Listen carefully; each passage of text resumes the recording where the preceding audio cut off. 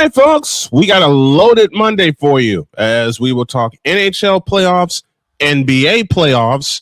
There may be a playmaker in the midst. There may be a... Quiet. I'm sorry.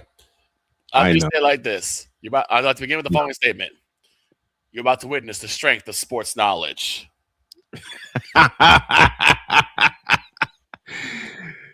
A, thanks for making me feel old, and B, thank you for the compliment. And you are indeed about to witness the strength of sports knowledge, as only we can bring it to you. Season 12 rolls on right now. I can't do it. We'll do it live. Do it live. I'll write it and we'll do it live. Mister, will you please wake up, wake up, wake up, wake up, wake up?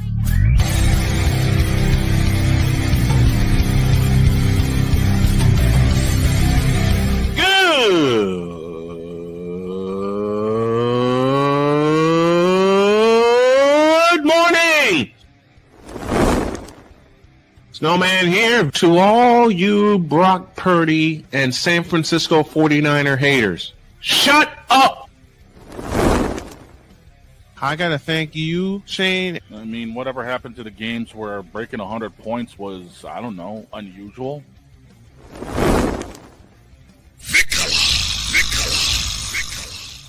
There was one word to sum up the All-Star weekend. Trays.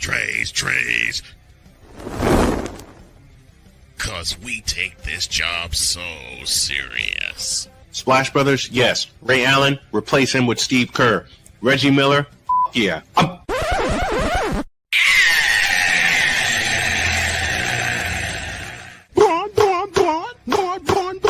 What in the all types of blue hell?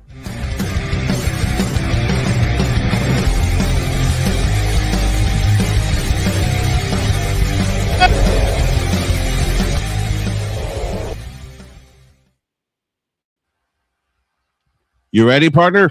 I'm ready. Let's do it. Good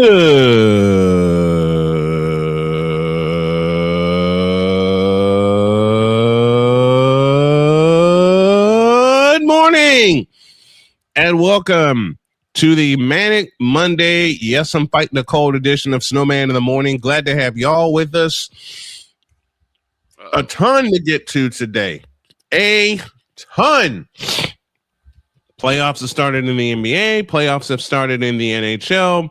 And I apologize to DROIDD in advance. We'll have him up here in a minute. Dietz is standing by. Jay Spivey will be with us a little later. Okay. There might, and I stress the word might, be a Playmaker appearance today, considering the fact his Orlando Magic had the win of the weekend. A little something I'm creating here. A little win of the weekend belongs to the Orlando Magic as they went into Detroit and spanked them by 11. The Orlando Magic in the playoffs. Do away with that. Do away with it.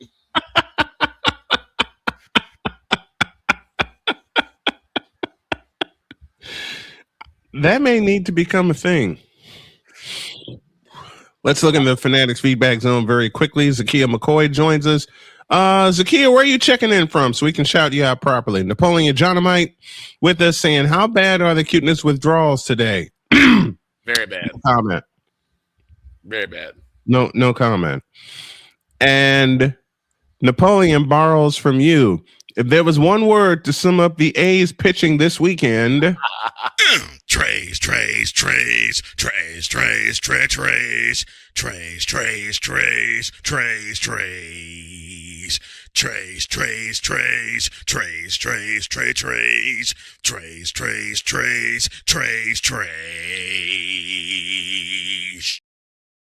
Sorry, Napoleon.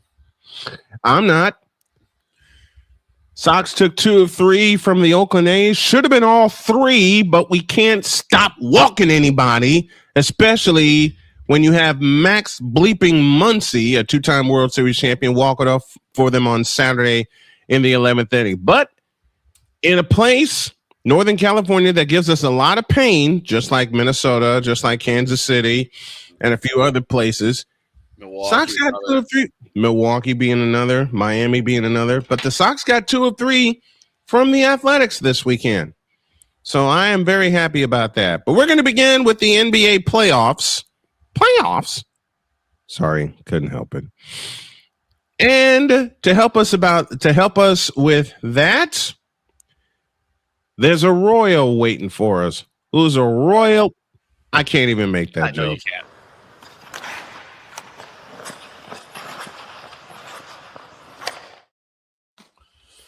The winger, the sniper, everything but the goalie. It's DROIDD. Why are you? It looks like you're not in a good mood today, even though you're sporting all Royals today. No, this is not Royals. This is Habs. All right? This is Canadians. I'm talking about your jersey, you fool. I will say this. Okay, the jersey is the Royals. I would say this. DROIDD's Jack Taglione jersey. DROIDD's rant last week was legendary. Which one? Legendary. Which one? Which one was it? The what is the soccer Sporting team? KC. Sporting KC. I was like, and we're Sporting KC. So that's the thing now. Listen, I'll help out Napoleon. Listen. Napoleon, your pitching did this. They woke up this morning, got into the kitchen. Live demonstration, people. Grabbed a cup. Grabbed the milk. Oh, God. He's doing the whole thing. Poured themselves a nice glass of milk and put the cup in the fridge.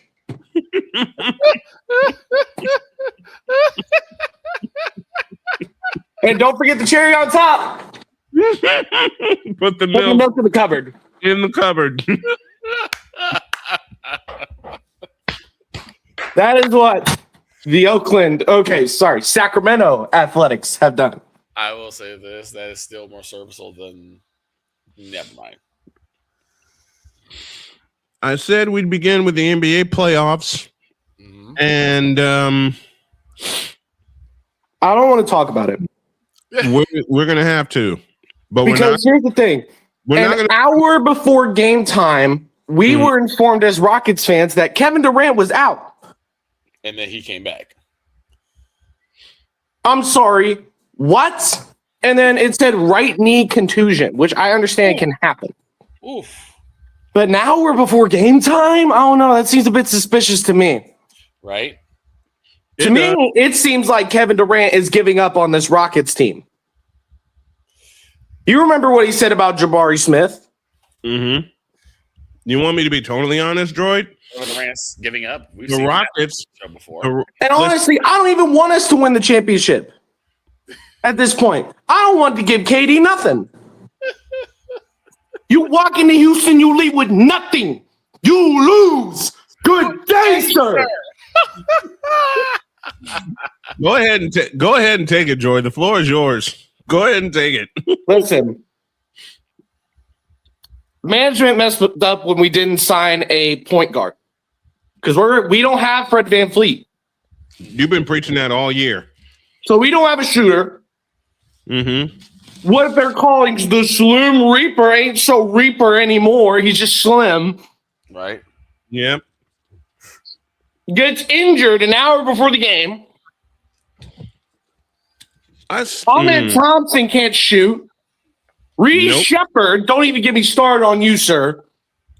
You're trying to be the coldest white boy in the NBA. You got nothing on Austin Reeves, all right? No, you got nothing on Larry Bird. Forget all of that noise, but go on. Coldest white boy right now. You're not Luka. You're not Austin, all right? You're not Jokic. Definitely not Jokic. No. You know what? I got to step outside for this one. Hold on. He's had enough today. He's I got to done. step outside for this one. Okay. It is honestly ridiculous how many times I have preached the same three things. One. Point guard. Point guards. We need shooters. We need people who can actually shoot the ball and make it into the net. Mm-hmm. We also need a guy that has a post. Yep. Somebody who could just do a little ooh, boom. It's not that hard. And you can teach a power forward that in a day. And according to what I saw in game 1, unfortunately, it ain't Alfred Şengün. I love Şengün. All right, I love Şengün with that to the bottom of my heart. One of the best centers in the league right now. He's not the best, but he's one of.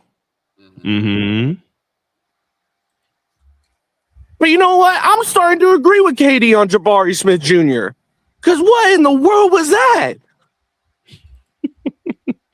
It's called Welcome to the Playoffs. This is supposed to be the playoffs, not the play-in. You're not facing some 7th seed Warriors. You're not facing an 8th seed Hornets. True. You're facing the Lakers. Mm-hmm. Please don't get swept by the Lakers. Please. 17 chips. How many championships do we have? 2. And the last time we won a championship or even went to the final was when Hakeem Olajuwon was still here. 1995. Doing his business in Houston. 1995. Against, oddly enough. I hate to say this. I miss watching James Harden on the Rockets. I miss watching Russell Westbrook on the Rockets. Because at least when they got to Houston, they did something. KD, you are an former OKC Thunder. 2 other former OKC Thunders went to Houston before you, and they still have done more than you have. Not gonna lie, I do kind of miss Russell No Westbrook argument. in OKC. I'm not gonna lie, I do miss Westbrook in OKC. Listen, COVID Russ was a demon, and you can't deny that. 2020 Russ with the whole weird jerseys where the names arched for some reason. Yeah. That was good Russ.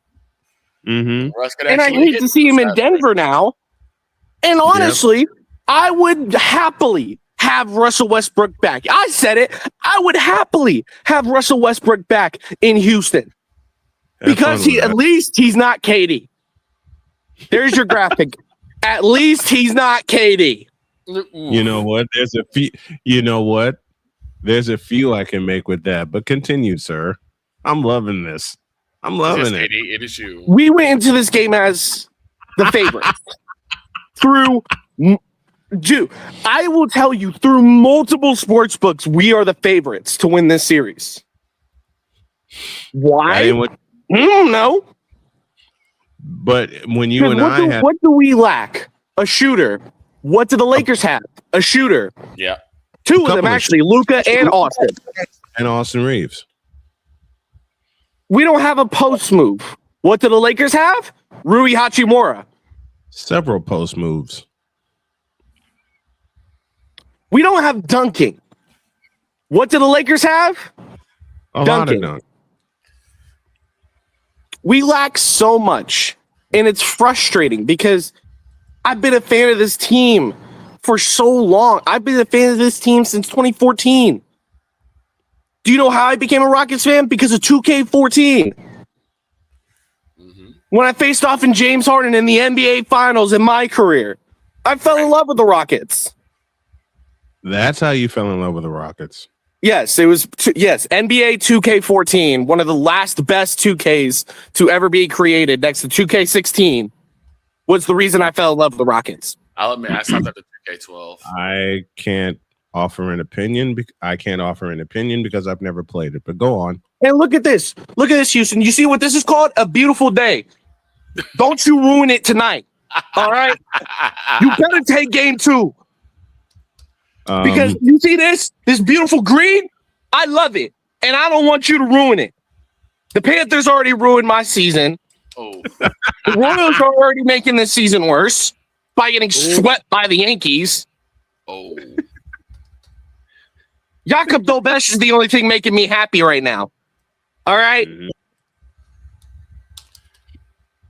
And I'm going to use a closing sentence that we use every Wednesday. Now get out of my face, you thirsty bitches. Boom, boom. Boom, boom. I think on that we need to take a break. Please, I can't follow up on that. I can't follow up on that. More on the NBA playoffs, including the upset in Detroit, which I will get into, and much more on this Manic Monday edition of Snowman in the Morning. We're back in a deuce. This is Snowman in the Morning. Join Ryan McCarthy. I became a Jets fan because Kermit the Frog was my favorite Muppet because he was green, and the Jets wore green.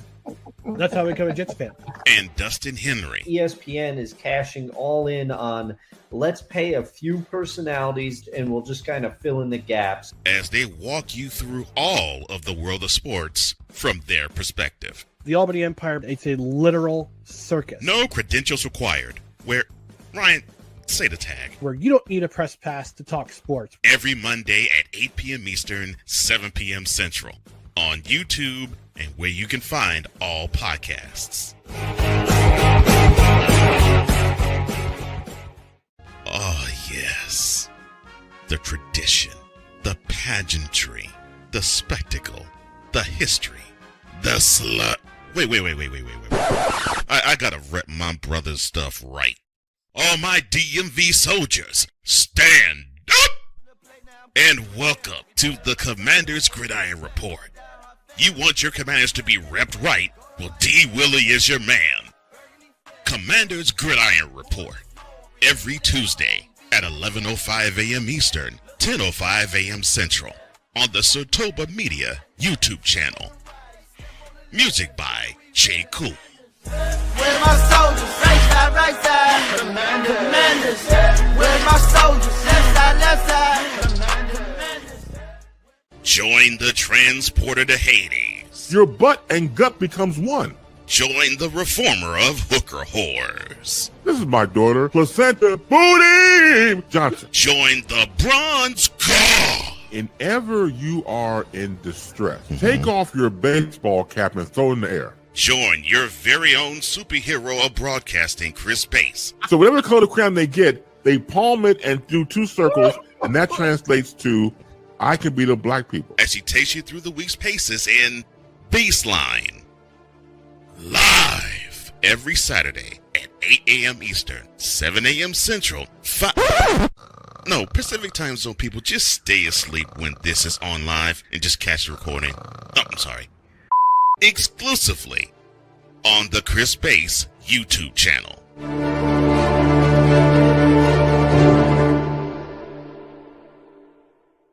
Cause we take this job so serious. I'm on Alarm Island. Give me them cocks! Okay. What in the all types of blue hell? This is Snowman in the Morning.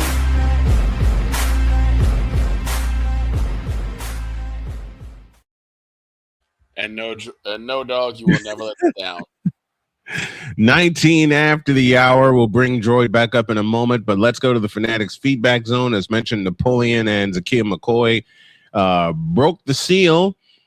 I know, Napoleon. I realized it when I went to break talking about the wrong Max Muncy. I just saw Max Muncy and my brain went upside down. You saw Speaking of Max Crosby. Yes, absolutely. Ryan McCarthy is with us, and he says to Droid, come join us on the misery couch. And of course, the cute Empress herself is with us today. The cute Empress of cute Empresses. And when she greets us, and sometimes you just want to hear her say, "Now get out of my face, you thirsty cheers." Well, she's gonna throw a couch at me. No, she's gonna throw a couch at me with what I got in mind. Especially when she says Chapel Bill now, which of course is Playmaker's line. McCarthy says, I thought this was Snowman in the morning. Right now it's Droid in the daytime. Well, when he got started talking about his Rockets, I gave him the floor. He was gonna let loose. Genevieve says, I listened to all of that while inputting invoices, and she hasn't stopped laughing yet.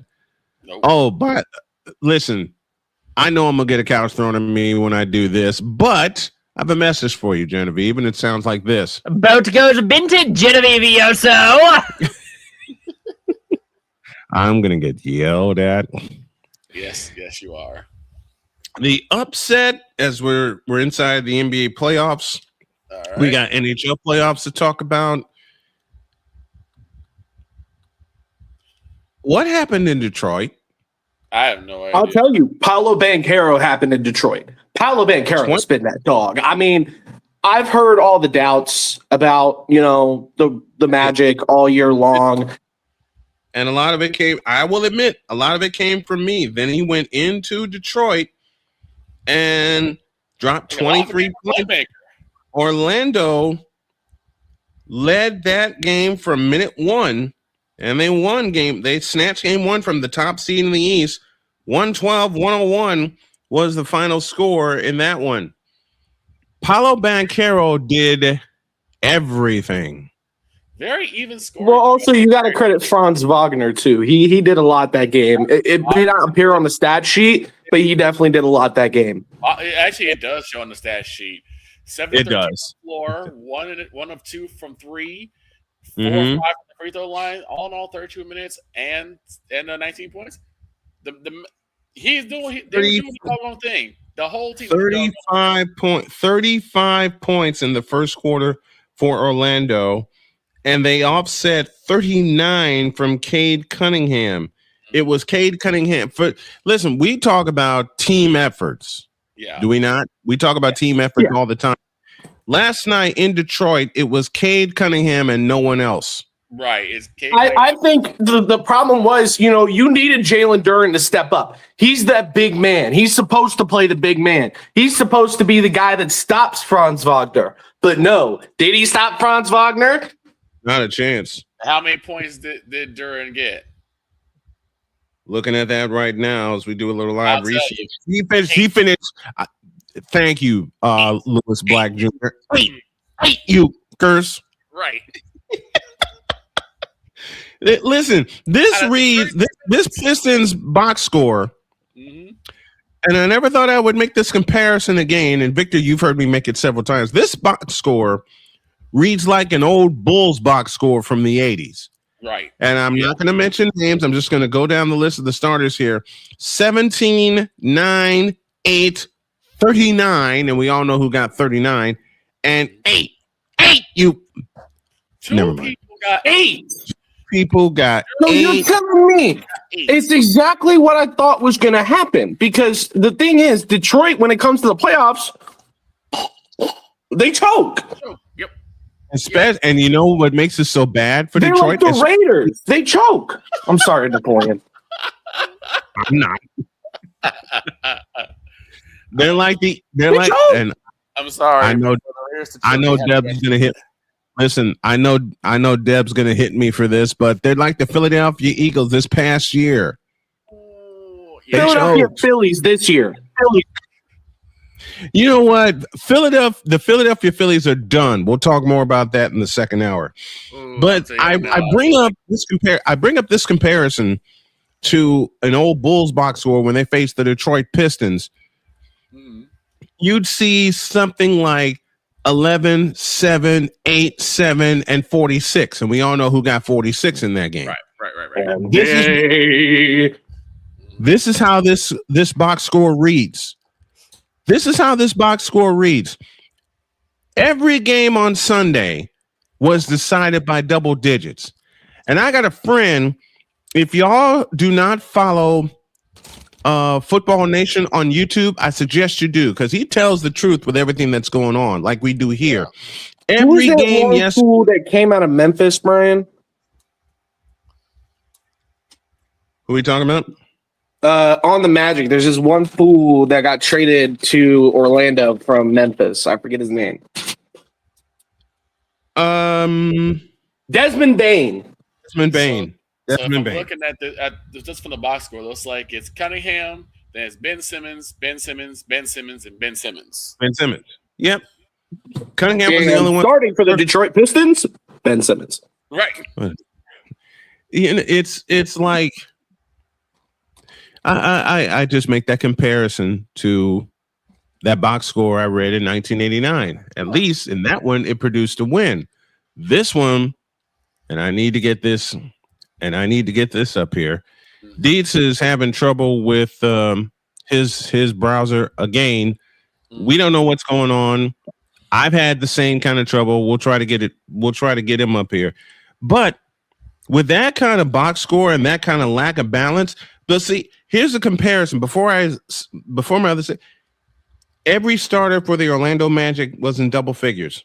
Boncaro had 23, Franz Wagner 19, Wendell Carter Jr., former Bull, had 17, Desmond Bain had 17, and Jalen Suggs had 16. But they only played 4 off the bench. Well, when your starters get out to an 18-5 lead, right, they were in cruise control the entire way. Now, Detroit did come back and they got within a bucket several times during the game. During the broadcast. Yeah, exactly. Would you really want to call that game? You know what? I looked at that game. My wife looked at that game and she asked me the same question.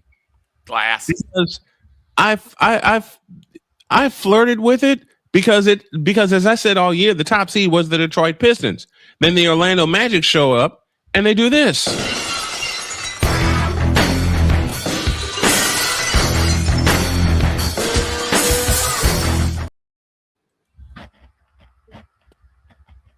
Can't do it. Glad I walked away when I did. Can't do it. Glad I walked away when I did. And the Detroit Pistons, once upon a time, couldn't be beat at home. Now everybody beats them at home well, let me refresh my sentence. The Detroit Pistons, once upon a time, couldn't be beat at home in the playoffs, whether it be in the Silverdome or the Palace of Auburn Hills. Now they can't win at home at all. No. Even with being the top seed. No. Game two Tuesday night. What started that Sunday was an old rivalry that ain't such a rivalry anymore. Oh my God. Once upon a time, one of my favorite playoff rivalries was the Philadelphia 76ers and the Boston Celtics. Why all the star power? Some tells me dog is drunk after celebrating. Now you have Jason Tatum, Jaylen Brown, and no one else. And I mean no one else on the floor that could compete with them, because the Boston Celtics hung 123 points on the 76ers yesterday. And again, let's just listen. You got Oubre Jr. with 10, George with 17. Yep. We know what Max is going to do. We know Max is going to do. You know what? I don't know if I have it up here. I'll work on getting it up here. It got to a point after the first quarter. Usually you get this reaction from me at the end of the first half, or at least midway through the third quarter. I had it and I lost it. And Victor, you moved things around in my truck again. No, I'm kidding. I found it. It got to a point yesterday in Boston where I walked away and said, "We do not care."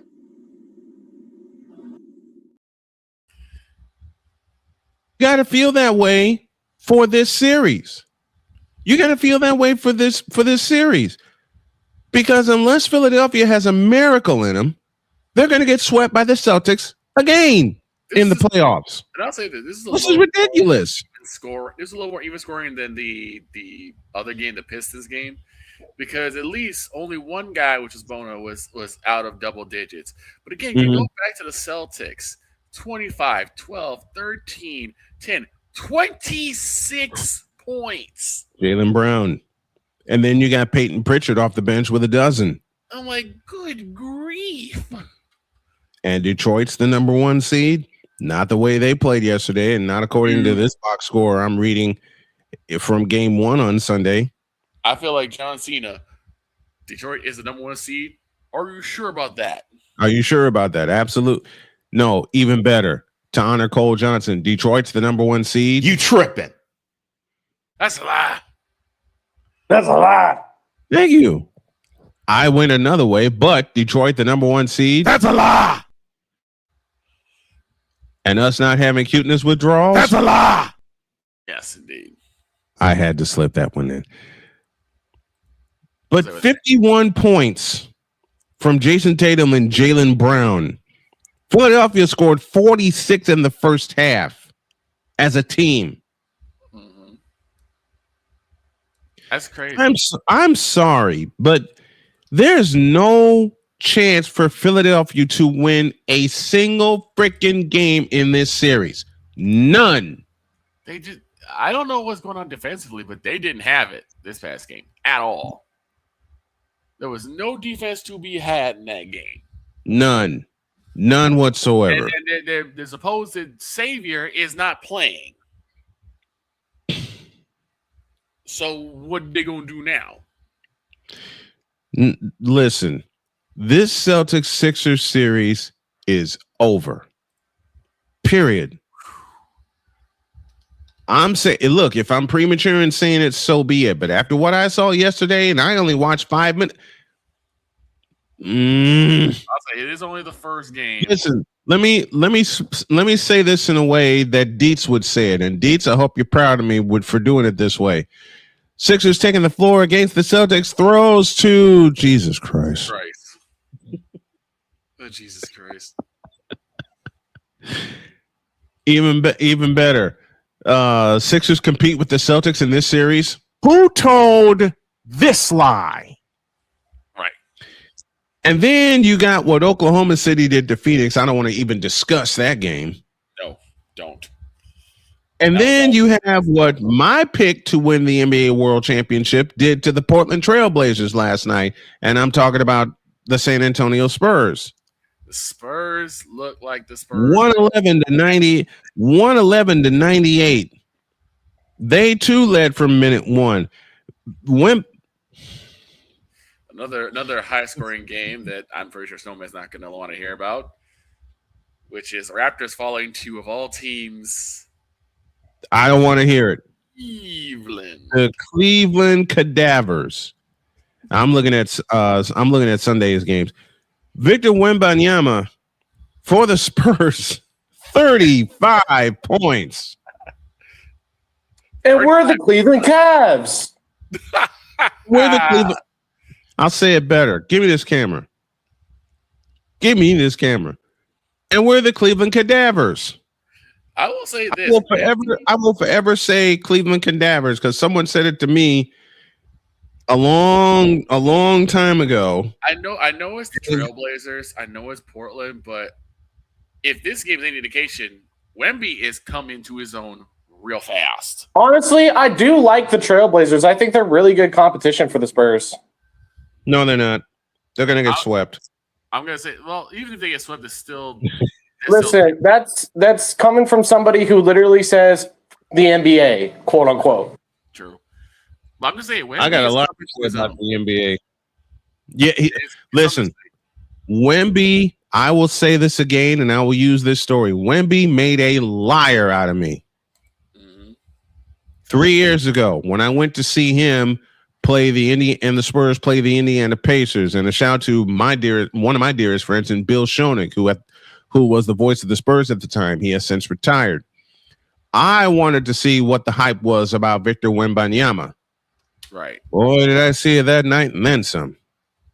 Because I kidded around about Victor Wembanyama a lot. My only knock that was on Victor Wembanyama at the time is that he needed more strength, because I know what the Spurs do. They love to punch you in the mouth inside. Right, he was a little too skinny. Then I saw this kid. And everything changed. Then I saw this kid. And all that prevalent thought went out the door like any home run that happened this past week. That went out the door like Munetaka Murakami's grand slam in Oakland on Friday night. Oh. Which was killed. More on that later. Quote. But I still got some musings about the Sox. You and me both. Go. That'll be the second hour. That'll be the second hour. You know what? Dear Toronto, I love you, but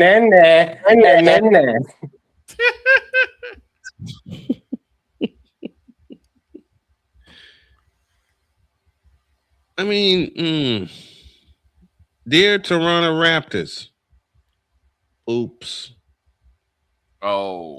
Toronto messed that up. Toronto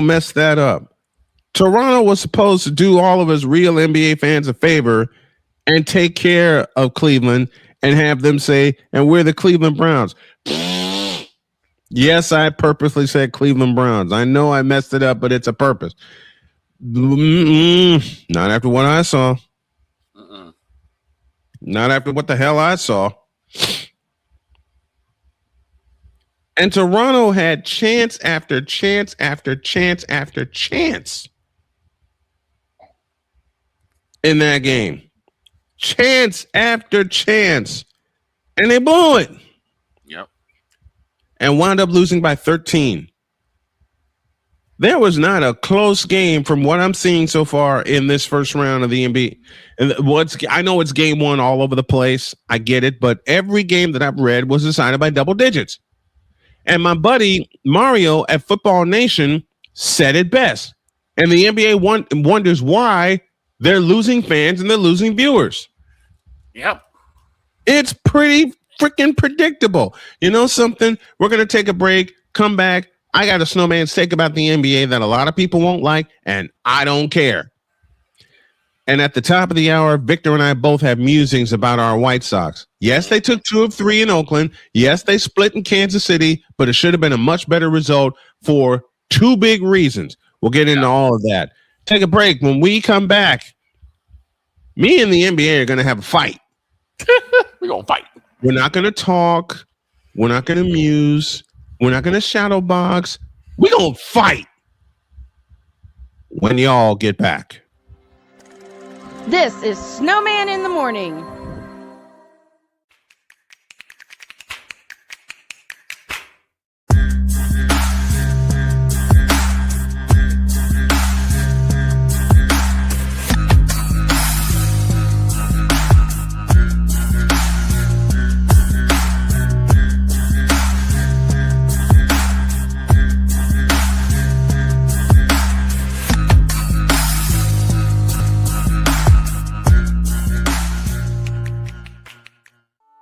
I'm Jenny Garth, and as a mother of 3, I know kids worry about a lot of things. Getting enough food to eat shouldn't be one of them. But here in America, that is a real worry for 1 in 5 children. Even though we are one of the most food-rich countries in the world, 15 million children don't know where their next meal is coming from. This is unacceptable, and something the Feeding America nationwide network of food banks is working to solve. Instead of accepting that our country lets billions of pounds of surplus food go to waste every year, Feeding America has made it their mission to help families in need by rescuing this food. Through food pantries and meal programs, the nationwide network of food banks provides more than 3 billion meals, serving virtually every community in the United States, including yours. Join me in supporting Feeding America and your local food bank by visiting feedingamerica.org. Together, we can solve hunger. Together, we're feeding America. My mother was always very familiar with her neighborhood, but one day she stopped at the stop sign for much longer than usual, and she didn't know whether she should go forward or turn, and she wasn't even really sure where she was at. It was very unsettling for her. I felt so much better after my son told me, "Mom, I don't want you to worry or be afraid. I'll be there for you and we'll figure it out." 'Cause we take this job so serious. I don't have a suggestion as to anything but keep the bitch. Keep her. If she does not Wow. What in the all types of blue hell? This is Snowman in the Morning.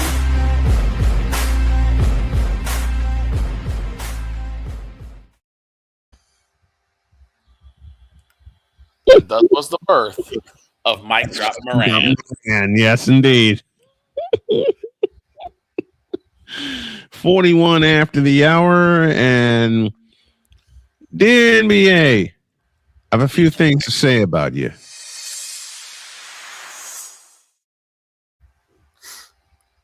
Give me this camera. I had so many people ask me this past weekend why I haven't done an NBA game since January when I did the Bucks and the Bulls. Right. It's pretty simple. The product right now sucks. Yeah. The product drives people away. The product drives old farts like me far, far away. Here's the problem. The NBA wanted to drive old farts like you away. Yes, they did. Thinking that they were going to be able to supplement that with newer fans. That has not happened. That will not happen. This, and DROIDD, this is nothing against you. This is nothing against you. In fact, you are excluded from my next sentence. That includes the 2K fans. Let me change that word. That includes the 2K community. Well, here's the problem. Most of the 2K fans, because I'm not into like the PvP aspect, but just the people who I used to talk to, they made like their own teams, and they would get like old school guys like again Moses Malone and Pistol Pete Maravich, and had the same team with Michael Jordan and Kobe and Right. KD and all that. So Right. it's not all bad. Here's my problem with the NBA currently. It's soft.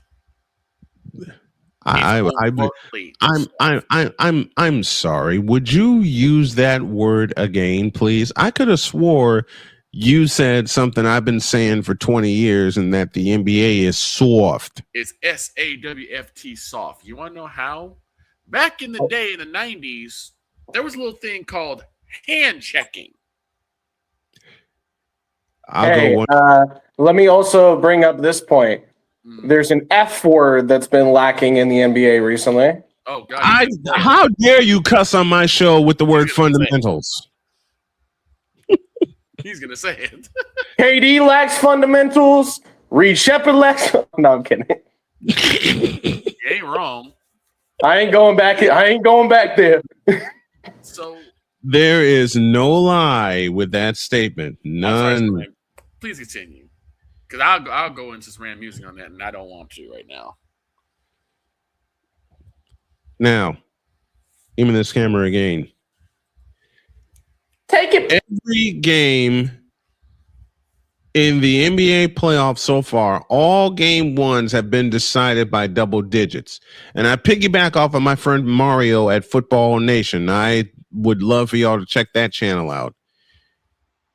And the NBA wonders why the fans are leaving. And the NBA wonders why the fans are getting the hell out and staying out. And the NBA wonders why fans are tuning out. Part of that problem is the lack of regional networks. And Victor and I talked about this last week. Lack of availability. The lack of availability, either in person or via broadcast, is astounding.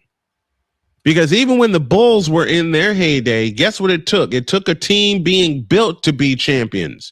The crazy thing is, Or out of all the games in the first round of the playoffs, all of them have had at least one team get 100 points. Mm-hmm. One been past 120. I'm going to give the NBA a little bit of nugget of knowledge. Just because someone goes over 100 points does not mean it's exciting basketball. Boston Celtics, Philadelphia 76ers, anyone? 123-91. Just because someone scores 100 points does not mean, oh my God, it's the greatest game ever. No. I mean, you can always say, you can always say, well, we expected that result with Philadelphia and Boston. Yeah. It's so very true, given the fact that Philadelphia has cratered and Boston has risen. I totally get that. I totally understand that. But look at the totality of the game, just all the game ones this weekend. What's the common denominator? Every one of those was decided by double digits. Yep. Every single one was decided by double digits. It's not fun anymore. It's not fun to watch anymore. We watch our highlights and we make our judgments because we were brought up on a fundamental era. Yes, I'm cussing again. Yep. I will say this. I tell this story all the time. Back in the day when the Bulls were really running wild, and actually even after that, it was an event. It was an event. My dad, my brother, and myself, because mom cooked for most of the week, we said, let us handle it. First game of the season, like clockwork. My brother and I are peeling potatoes. My dad's getting chicken ready. We had fried chicken mashed potatoes from scratch every first game of the season. Because that was our spectacle. That was like our occasion. A special occasion. There's no special occasion for the NBA anymore.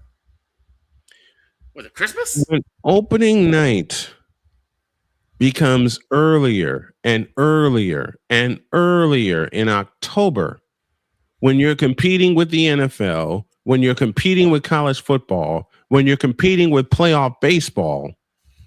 And you're also dealing with the beginnings of college basketball, too. And you're dealing with the beginnings of college basketball. There's a problem there. There's here I go cussing again, a fundamental problem. And again, to go back to the point that Victor and I brought up last week, lack of regional networks, lack of, what's the word I'm looking for? Availability. Right. The lack of availability, because if you knew that the Bulls were in the playoffs in the 80s and the 90s, where were the first two rounds? They were on Sports Channel. Sports Channel. And the more popular the Bulls and the more popular the Bulls got in the 80s, guess who stepped in? CBS. Some were actually on WGN a couple of times. Mm-hmm. Once they got to like semis and finals, NBC took over. Listen, the usual hierarchy in the playoffs, and I'm using the 80s and the 90s as an example, and forgive the way I sound right now. I'm very stuffed up right now. Mm-hmm. The first two rounds were on Sports Channel. Right. Okay? If you were lucky enough to have TBS and TNT as part of your cable package, because TBS is to Atlanta what WGN is to Chicago. Right. If you were lucky enough to have that, you're golden. Right. Because at that time, from what I watched, and I know people can correct me on this because there's some that have watched it longer. TBS and TNT was in its infancy covering national games. Anyone familiar with TBS knows they're based out of where? Atlanta. So what's the team they covered the most? The Atlanta Hawks. Right. So the regional networks had the first two rounds of the playoffs. If the Bulls were lucky enough to make it to the conference finals, that's when CBS took over. And then beginning in the 90s, of course, it was NBC that took over. And here's the thing. NBC, CBS and NBC, up until 2002, did not split their coverage of the conference finals. Right. One team covered the Eastern Conference Finals. One announced team covered the Eastern Conference Finals, and an in the NBC's case, it was Marv Albert and Mike Fratello, and later on Marv Albert and Matt Gukas. Mm-hmm. And then in the West, it was Dick Enberg and Steve Snapper Jones. On CBS, the East Finals were covered by Dick Stockton and Hubie Brown. And the Western Conference Finals was covered by Brent Musburger, the legendary Brent Musburger. Mm-hmm. I bring up all that to say this. The conference finals was what? Available. Because CBS, until 1990, well, first of all, let's give a shout to Chris Schenkel and ABC that covered it, the real ABC that covered it the first time, up until, memory serves me correct, 1974, when CBS took over. And then CBS had it from 1974 to 1990. And of course, we all know the NBA on NBC was born. Right. with all that lineage, what was the NBA during that time? There's a very key word, available. Yeah. Now you got all these dadgum streaming services that are putting a bigger hole in your pocket than cable is. Yep. And I know there were a lot of people that have cut the cord. Hell, Victor and I did it when we lived in Gary, Indiana. The problem, it boomeranged on us. Right. Especially when we wanted to watch White Sox games. Because like you're gonna either gonna have to pay for this, or you just be left out in the cold. Unless you have a good radio. You're either gonna pay through the nose, or it's gonna come out of your ass. That's it, and that's all. Why is the NBA losing fans? Lack of availability is one. Lack of being able to afford it is another. And the third and the most important thing, the product on the floor sucks. Yeah, because now end of story. It blows. Because it gets to the point of why are you paying so much for a product you don't even want to watch? You're not even interested. Exactly. I'll give you a perfect example. Go for it. It's a perfect example. So my friend and I were talking about things that used to be really big that are not big anymore. And one thing she brought up was movie theaters. She's like, movie theaters have gone downhill. In fact, something in Chicago, Snowman, is that the city is looking to close down Ford City. But we'll get to that in a little bit. Here's the thing. I said, think about it. Back in the day, movie theater tickets for a matinee ran you about $5. If that. And then you can go get $1.25, thing of popcorn, or for me and my nachos person, maybe $2.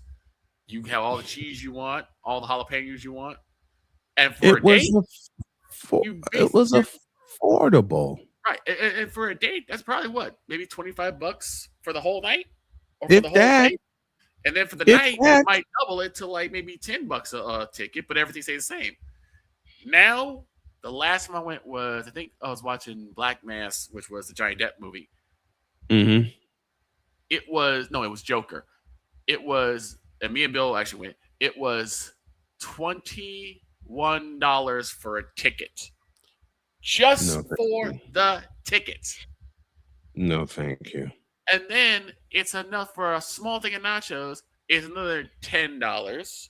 You get two things of cheese and another $2. And I'll add this, because the last time my family and I went to a movie theater, I want to say it was 3 years ago, and that was an arm and two legs. Right. And the serving sizes at the theater got smaller and smaller and smaller. And then to top it all off, most of the movies in the movie theater suck. So you start to you have to question, why would you pay out the nose for something you know you're not going to enjoy? It's the same thing with the NBA. Same thing with the NBA. Great point. I told you before, my father, he watched NBA during the Bulls era religiously. Didn't miss a game. Now, he doesn't watch NBA at all. At all. And if my dad was here, he'd tell me the same thing. Hell, I can tell you my dad stopped, but not just because of his health going bad. My dad stopped watching the NBA about the same time I did, which was 2002. And you question the great screw job. Yeah. If y'all know, if y'all remember the Western Conference Finals in 2002. Yep. You question of why would you subject yourself to paying a lot of money? And the funny thing is, the NBA back in the 90s didn't have any money woes. Michael Jordan did that. Animated available. So why is it now that everything's behind a bleep paywall? Is the NBA all of a sudden having money troubles?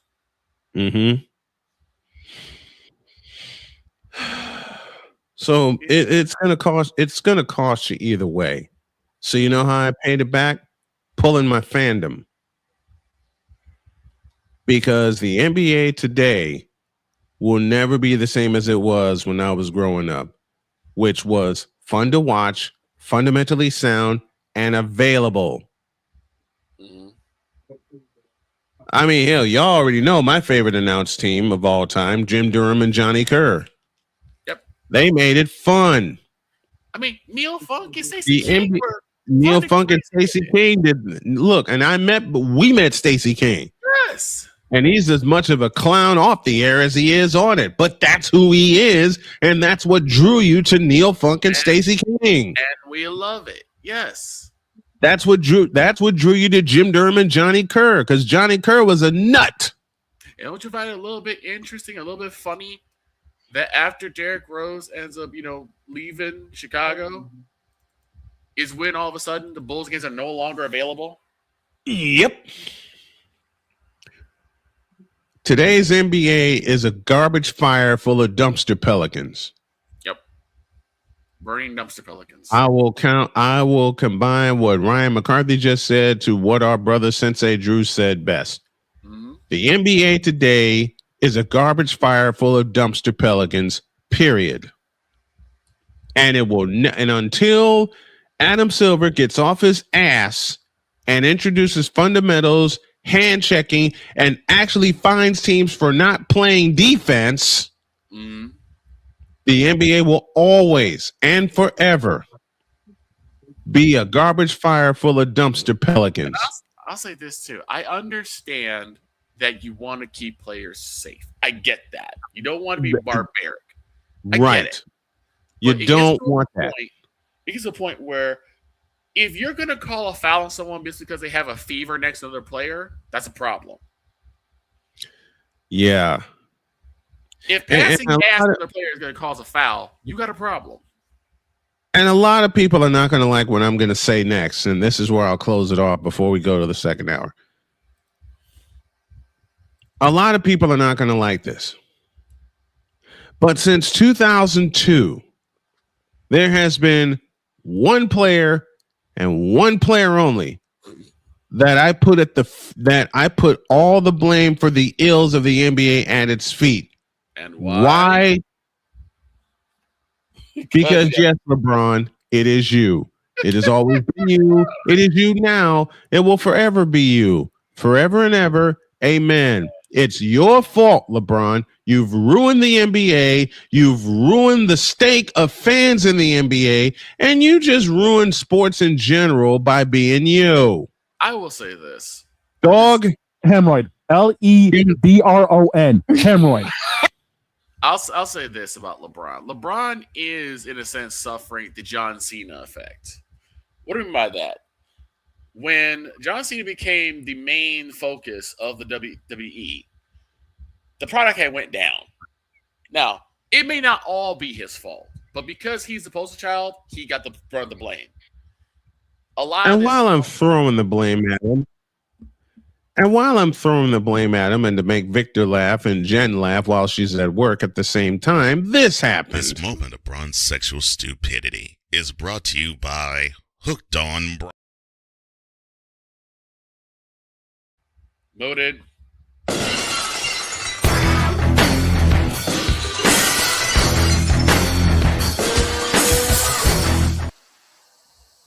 If you really, and I also know that I'm going to be told this: use a troll. Troll. Use a troll. Troll. Use a troll. I said that. Use a troll. Call me a troll, all you.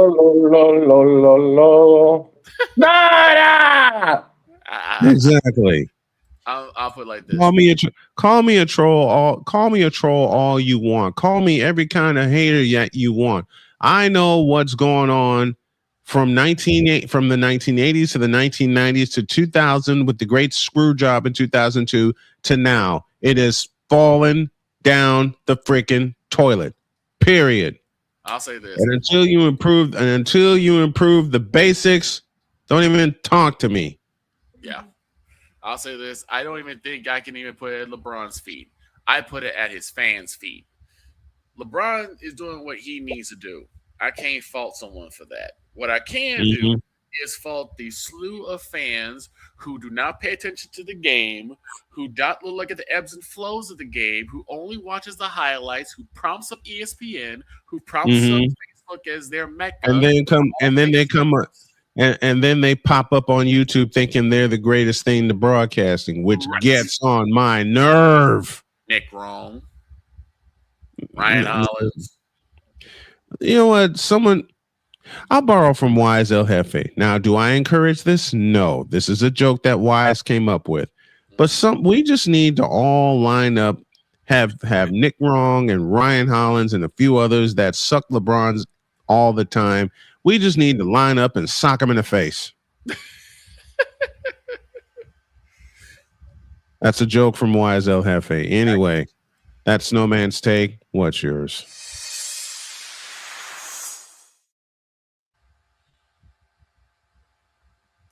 Coming up after the break, dear Shane Lake, your Bruins suck. He's not watching the Bruins. He's watching the Celtics. He don't care about the Bruins right now. That's a lie. Hour 2 in a moment. This is Snowman in the Morning.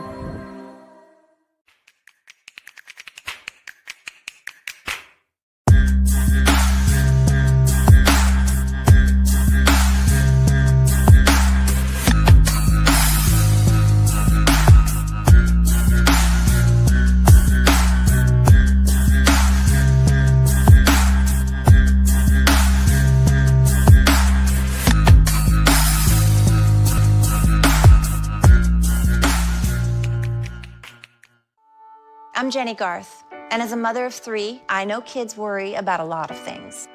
Getting enough food to eat shouldn't be one of them. But here in America, that is a real worry for 1 in 5 children. Even though we are one of the most food-rich countries in the world, 15 million children don't know where their next meal is coming from. This is unacceptable, and something the Feeding America nationwide network of food banks is working to solve.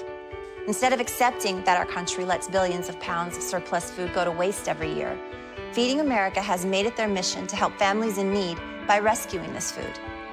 Through food pantries and meal programs, the nationwide network of food banks provides more than 3 billion meals, serving virtually every community in the United States, including yours. Join me in supporting Feeding America and your local food bank by visiting feedingamerica.org. Together, we can solve hunger. Together, we're feeding America. My mother was always very familiar with her neighborhood, but one day she stopped at the stop sign for much longer than usual. And she didn't know whether she should go forward or turn, and she wasn't even really sure where she was at. It was very unsettling for her. I felt so much better after my son told me, Mom, I don't want you to worry or be afraid. I'll be there for you, and we'll figure it out. 'Cause we take this job so serious. I don't have a suggestion as to anything but keep the bitch. Keep her. If she does not, Wow. What in the all types of blue hell? This is Snowman in the Morning.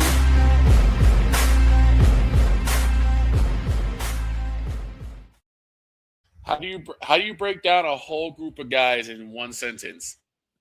That. Keep the bee. Thank you, Allie. And she said that with a bone straight face. Then she saw us all cracking up.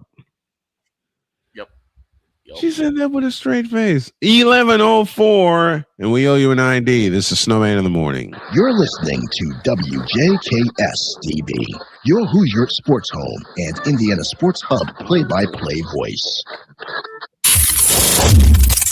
You're listening to WHDR-DB, your radio home and voice of the Carolinas. You're listening to WBWS-DB, your new Chicago Sports Hub radio voice. It's the Worldwide Sports Radio Network. You're listening to WQVZ, 1700 AM Mission Radio. And Father O'Shaughnessy need to go to hell. That's what. Here, bronsexuals. Well, that game sucked. I'm on Alarm Island. The is that? Shut your mouth. You like that? I like that. You fool! We need to see it. Now get out of my face, you thirsty bitches. The utter blasphemy.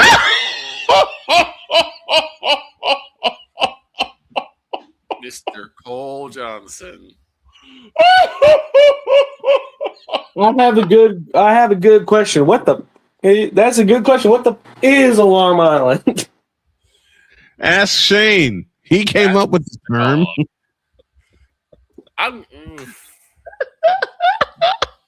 don't know if I'm too young to understand that or what. Like, I'm on Alarm Island. Give me them cocks. Sorry. Here's what happened. We were doing our college picks one Thursday. Mm-hmm. Shane was trailing in the standings. Yep. And I think South Carolina was on the road. Of course, South Carolina is known as the Gamecocks. So, in order to attempt to make a comeback, he picked them and delivered that line. And people didn't wonder work. why I call them the chickens for that reason. Did the Gamecocks win that weekend? Huh? Did the Gamecocks win that weekend, though? They got blown out. Nope. They got blown to smithereens. But y'all got a meme out of it, so that's good too. You know what? I think I'm going to turn those into videos. Turn our station breaks into videos. All right. We got something to do, and that is the Snowman SeatGeek Sports Board Cutie Empress update. We'll start in the NHL from Saturday. It was the Hurricanes over the Senators 2-0. Wild over the Stars 6-1. Game 2 is tonight. Yours truly will put the headset on for that. And the Flyers beat the Penguins. Wait, excuse me, you're going to call what game? I'll tell you in a minute. Yesterday, it was the Golden Knights doubling up the Mammoth 4-2. Avalanche over the Kings 2-1. In overtime, DROIDD's Habs defeated the Lightning 4-3, and that was Not on the my Habs. I'm going to give a big shout out to Rahil the Thrill, one of the senior writers for an NHL website. That's Rahil's Habs, not my Habs. That's your Habs today because you have the hat. And it was the Sabres. What hat? I don't know what you're talking about. I'm not wearing nothing. You were this morning, and I have evidence. And to finish off the Sunday night, it was the Sabres over the Bruins in comeback fashion. They scored 4 unanswered goals before the Bruins put one in net. Final was 4-3. Tonight, the Ducks and the Oilers, Flyers and Penguins play game 2. Ducks and Oilers is game 1. Senators and Hurricanes, with the Hurricanes leading game 1-0 in that series. And, of course, the Wild and the Stars. That's 9:30 Eastern time. So old Snowman's going to be up a little bit late tonight. But I'm making sure that I get all the rest and research done that I can. The NBA playoffs began this past Saturday. It was the Nuggets over the T-Wolves, 116-105. Cavaliers over the Raptors, 126-113. It was the Knicks over the Hawks, 113-102. And the Lakers getting past DROIDD's Rockets, 107-98. And I need to make a correction. That was the only game that was not decided in double digits. Yesterday, it was all blowouts, and you wonder why the NBA is falling down the toilet. Celtics over the Sixers, 123-91. Spurs over the Blazers, 111-98. The Thunder blow out Phoenix, 119-84. And the Magic with the upset of the weekend, they beat the Detroit Pistons, 112-101. NBA playoffs tonight. Timberwolves and Nuggets play game 2 at 10:30. Raptors and Cavaliers kick off the night at 7 Eastern. And the Hawks and the New York Knicks will play game 2 of their series. The Knicks lead that series 1-0. That game tonight is at 8 p.m. Eastern. Yesterday in the majors, Nats over the Giants 3-0.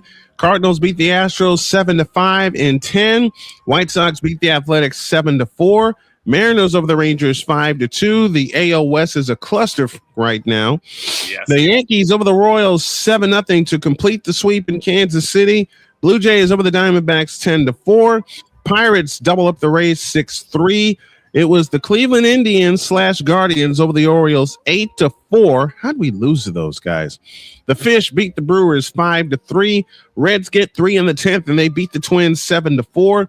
The Cubs come back and beat the Mets, and the sorry Mets have now lost 11 in a row. 2-1 the final there. It was the Rockies over the world champion Dodgers 9-6. Padres over the Angels 2-1. Tigers beat the Red Sox 6-2. And the Philadelphia Phillies season is over. They lost to the Atlanta Braves, and the Braves sweep that series by a final of 4-2. Tonight, 6:10 sees the Astros travel to Cleveland to take on the Guardians. The Cardinals and the Marlins at 6:40, 6:45. The first place Braves travel to Washington to take on the Nationals. 9:38 sees the Blue Jays and the Angels. 9:40 sees the Athletics and the Mariners. Tigers and Red Sox already underway, and there's no score in the top of the first of that game. 6:40 sees the Reds and the Rays. Royals host the Orioles at 7:40. All times are Eastern. Also at 7:40, the Phillies and the Cubs go at it at Wrigley Field. And the Phillies, you have one job, okay? And the world champion Dodgers at 15-6 take on the Colorado Rockies. And that is your Snowman Scoreboard SeatGeek Cutie Empress update, brought to you by SeatGeek, where fans can fan. Use the code Snowman for $20 off of your first purchase. That's only through the power of SeatGeek. Clark Goodlow is with us saying, "Go Sacramento A's." He says, "Great sports great sports commentary." Doggone, I can't talk today. He says, "Snowman and the wonderfully wicked humor." Gotta love it, man. Look, I don't come up with some of this stuff. The crew helps me with that. It was 3 past Swayman in the third period.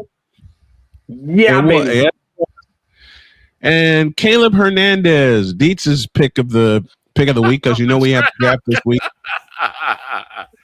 I'm not going to read that. You got hit with that one.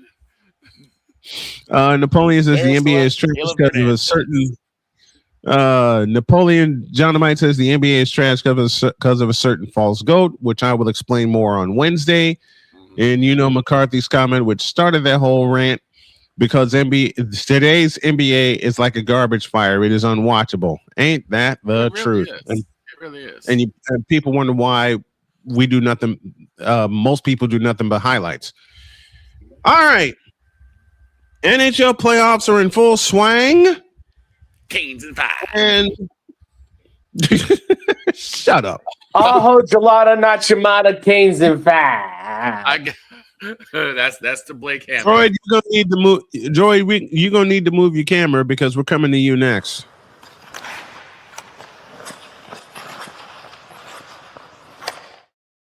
Man, can a man just play MLB The Show for once? No, because you're working, you fool. No, I'm not even on the clock. Listen, I am going to say this is one of the best first 7 games of the NHL playoffs I've seen in a long time. That's why I'm doing hockey and not the NBA tonight. Let me get this read in for you. Let me get this read in for you, Droid. Droid's Power Play today is brought to you by Fanatics. Whatever team or sport that you represent them well using Fanatics. Use the code Snowman for $20 off of your first purchase. That's only through the power of Fanatics, where fans can fan.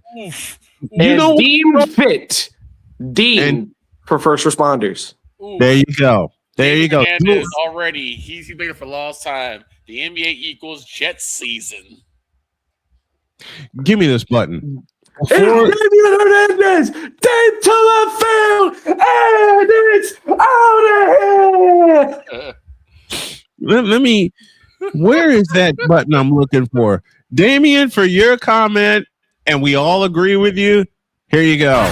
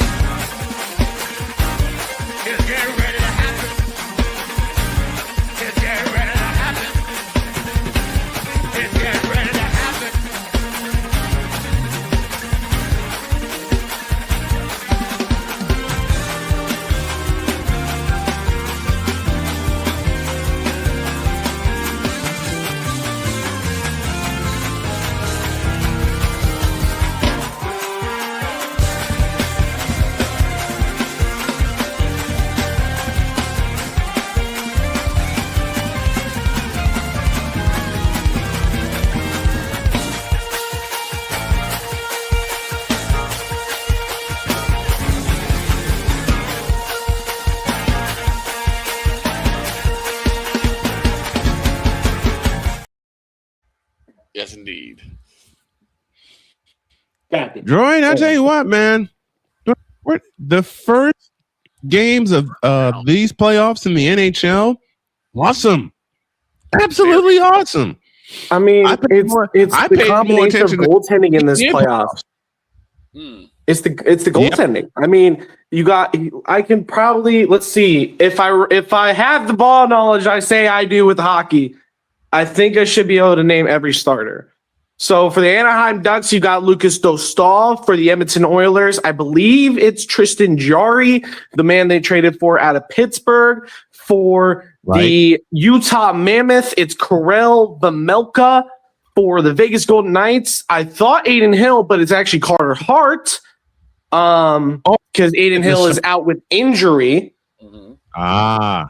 Colorado, ooh, this one's always tough because it feels like Colorado's changing their goaltender every year. It's almost impossible to keep up with. Last I knew, it was Georgiev, former Ranger. But I think also Scott Wedgwood is a Colorado Avalanche. Correct me if I'm wrong. I could totally be wrong about that.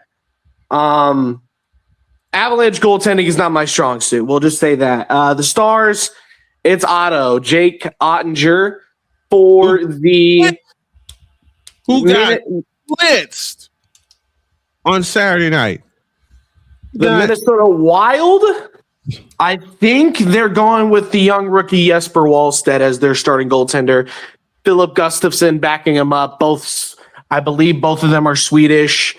The Swedish duo, one of the greater duos of goalies in the league right now. We miss, honestly, even as a Panthers fan, I miss the Jeremy Swayman, Linus Ullmark duo, probably just as much as Shane. Scott Wedgwood and Mackenzie Blackwood. So I did get Wedgwood right. I do remember Wedgwood. Right. Oh, yeah, because Georgiev is in San Jose now, and they were eliminated. Okay. And the Los Angeles Kings, I think it's Peterson, but I may be wrong because I'm still stuck on Jonathan Quick in LA. So, and a shout to the great Jonathan Quick, who retired. He has retired officially from the NHL. One of the greatest careers in goaltending, up there with Marty Brodeur, Patty Waugh. What's his name? Eddie Belfour. You know, you got to put him up there. Eddie the Eagle Belfour, Corey Crawford, and Jonathan. I don't know if I'd say Corey Crawford is a Hall of Fame goaltender.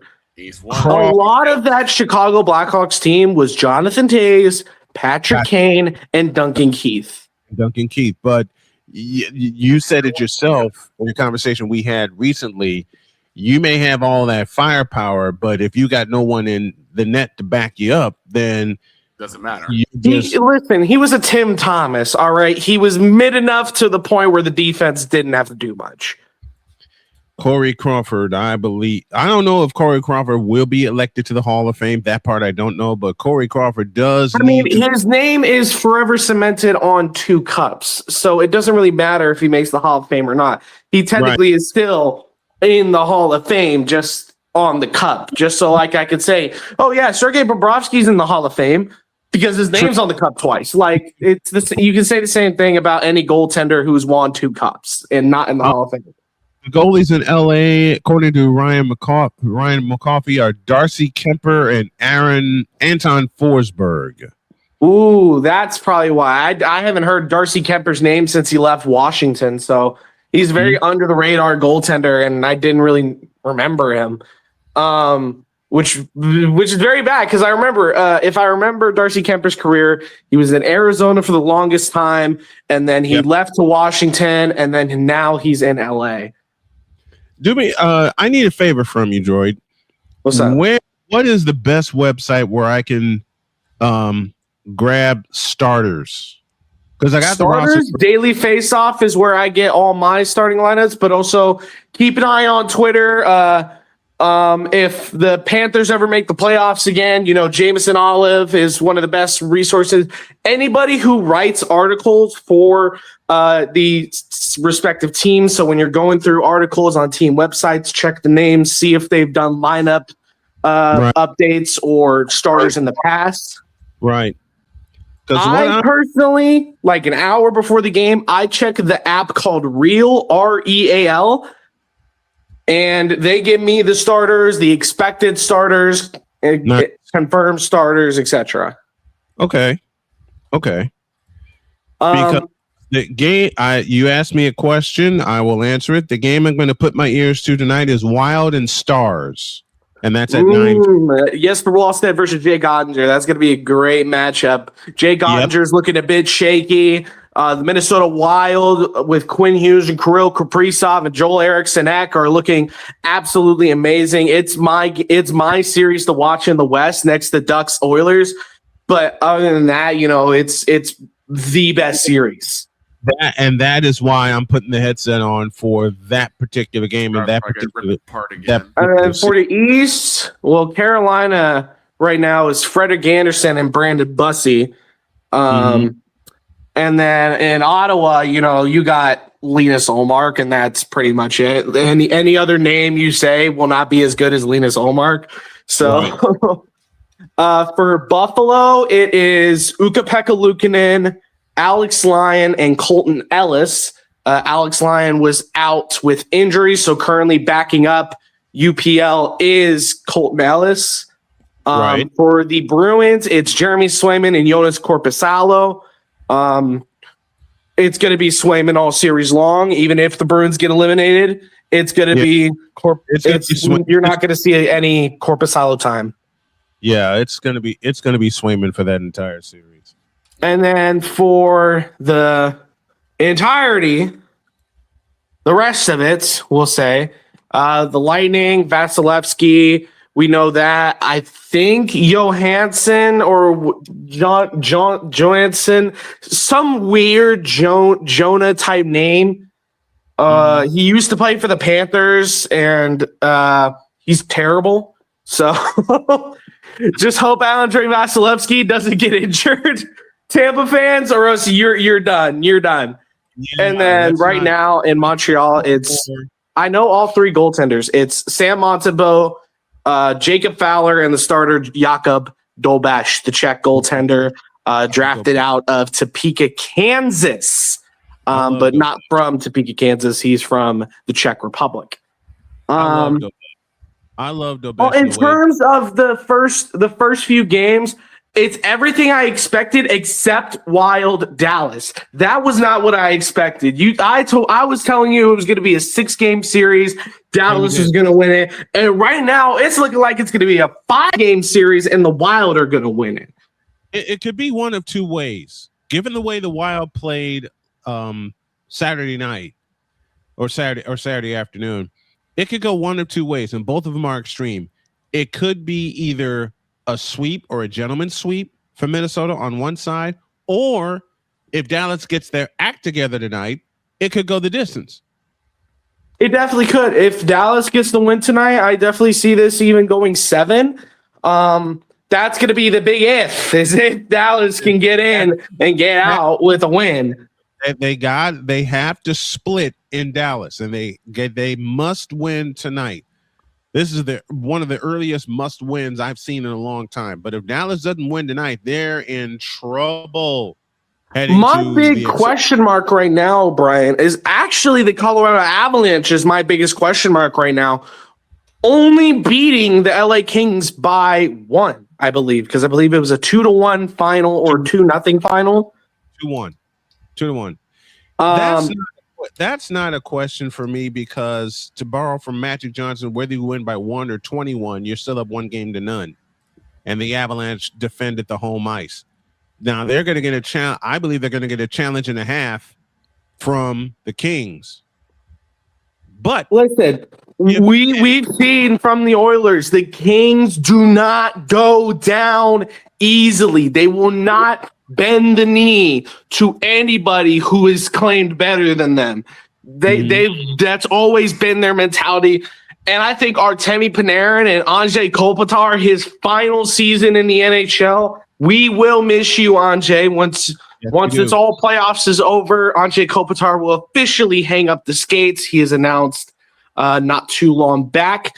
And For those who have been growing up with the NHL for as long as I have, we all know Anze Kopitar is at least a top 10 center of all time. You can argue with me on that if you'd like. Anze Kopitar, as long as I've been watching the NHL, is synonymous with the Kings. You cannot mention the Los Angeles Kings without mentioning Anze Kopitar or Jonathan Quick, who just recently retired. There's three names in LA you cannot forget: Drew Doughty, Anze Kopitar, and Jonathan Quick. Those are the three, and Alec Martinez, if you really want to get specific, because the iconic Doc Emmerich call the Stanley Cup Martinez. Everybody remembers that call. I do. I sat there and watched it. I sat there and watched it. That was the last time New York fans had even a little bit of happiness. Yep. The last time Ranger fans had any kind of happiness. But I also want to take a peek at this Ottawa Senators series. Do you know what the first action of the Ottawa Senators series was? And that was? A fight. A fight. As soon as the puck dropped, the captains duked it out. Jordan Stahl and Brady Tkachuk threw down the gloves and started throwing punches. Entertaining, I'll tell you that. I mean, but my big question is actually on Frederik Andersen. Yes, he got a shutout, but he's been so shaky all year long, and I just can't see Frederik Andersen being that guy for the Canes. I think Ottawa maybe wins the next. If Ottawa wins the next two, you're going to see Andersen gets pulled out. Brandon Bussey will lead the Canes all the way to Game 6 and a win. But will he get pulled if he wins Game 2 tonight? If he wins Game 2 and he lets up less than 3 goals, he's in. Mm-hmm. But if he loses this game and loses the next game, I'm pulling Freddie Andersen out. I'm putting Brandon Bussey in. Brandon Bussey is infinitely the better goaltender over the two. I don't know why they started Frederik Andersen. I get it. Playoff Freddie. We love him, but still. Well, we'll see. As Chris Berman says best, that is why they play the games. Yes, Pause for a break. When we come back, on this day in sports history, and a lot of fans I know will remember what I'm going to talk about. And there's a little baseball to be talked about as Victor and I have some musings. Remember a show, Victor, we used to follow called Baseball Musings? Yes, I do. Let me quote this. Black men talking baseball? Shut up. You better believe we do. And because guess what, mother truckers? You thought I was going to say it.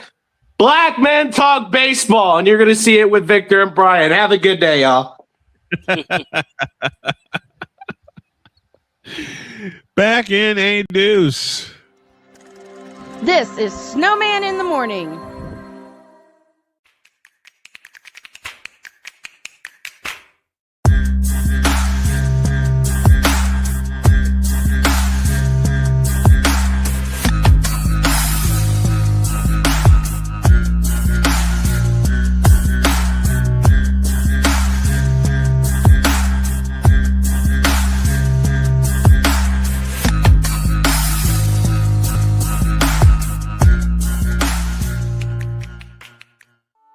I'm Jenny Garth, and as a mother of 3, I know kids worry about a lot of things. Getting enough food to eat shouldn't be one of them. But here in America, that is a real worry for 1 in 5 children. Even though we are one of the most food-rich countries in the world, 15 million children don't know where their next meal is coming from. This is unacceptable, and something the Feeding America nationwide network of food banks is working to solve. Instead of accepting that our country lets billions of pounds of surplus food go to waste every year, Feeding America has made it their mission to help families in need by rescuing this food.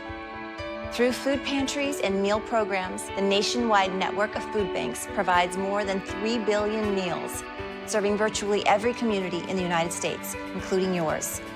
Join me in supporting Feeding America and your local food bank by visiting feedingamerica.org. Together, we can solve hunger. Together, we're feeding America. My mother was always very familiar with her neighborhood, but one day she stopped at the stop sign for much longer than usual. And she didn't know whether she should go forward or turn, and she wasn't even really sure where she was at. It was very unsettling for her. I felt so much better after my son told me, Mom, I don't want you to worry or be afraid. I'll be there for you, and we'll figure it out. 'Cause we take this job so serious. I don't have a suggestion as to anything but keep the bitch. Keep her. If she does not, Wow. What in the all types of blue hell? This is Snowman in the Morning.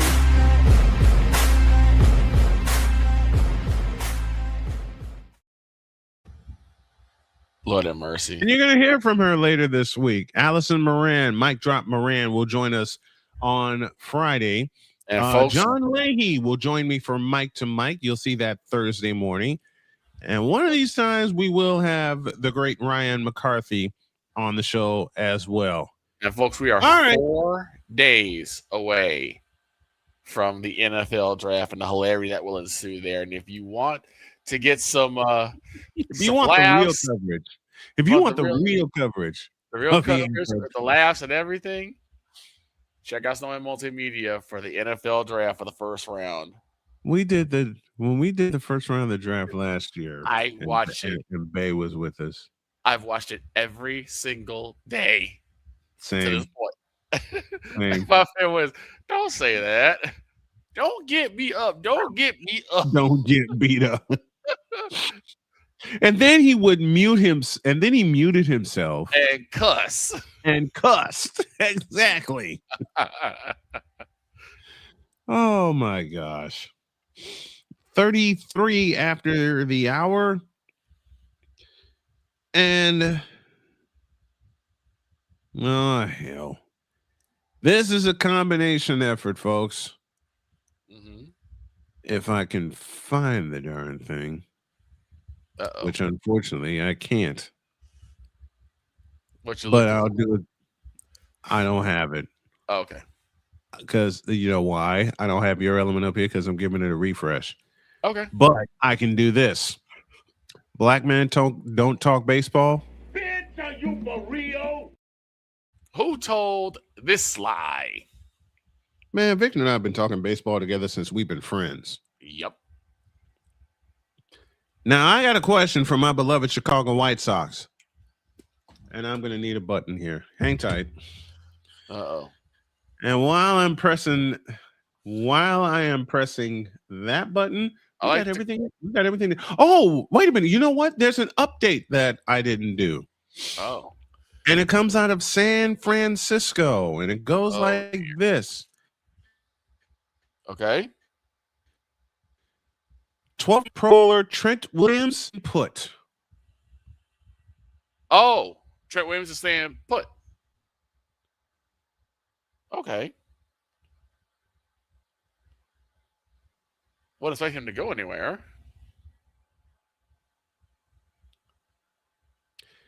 Two-year, $50 million extension with $37 million up with $37 million guaranteed. 24 will be 24 will be due him. Instead of taking a $36.8 million cap hit, Trent Williams will wreck shop for the 49ers for another 2 seasons. The 37-year-old tackle who has flourished with San Francisco and the 49ers were not worried about getting a deal done. They were just trying to find the right figure. So Trent Williams, number 71, will stay with San Francisco. Nene.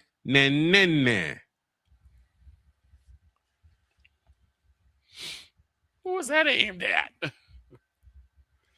I wouldn't look all these. You want listen? You want to know who that's aimed at? It's aimed at all these punks To all And yes, I said it correctly. I said it the way. To all you Brock Purdy and San Francisco 49er haters, shut up! Shut up! I tell you funny story. When I did the Bears 49ers game, Damian, bless his heart, was hanging out with us that night. Okay. And he threw all kinds of stuff at me to try to get me off my game. And that night, it normally doesn't work, but that was the second game last year. I said, nope, I'm not doing it. Then the game got started with a pick six, and I said, I better put the headset on. So I did. Mm-hmm. San Francisco won by the skin of their ass. Yes, they did. And Damian, bless his heart, said, you know what? They actually showed me something. And I started laughing. And I know Damian meant it, and Damian and I go back and forth all the time, but I love the brother as a friend, okay? Love him dearly. And the next day, I sign off. My wife's teasing me, saying, oh, I think he's getting loud because his 49ers just won, because I didn't realize my daughter was asleep. Oops. Sorry about that, Sonia. But the next day, I hop on here, and Damian just goes, damn it.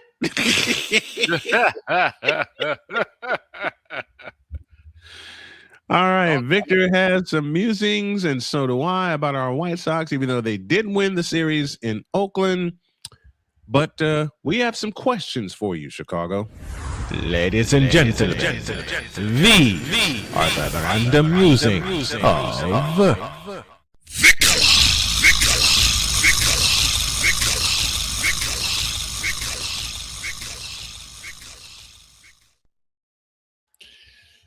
and this.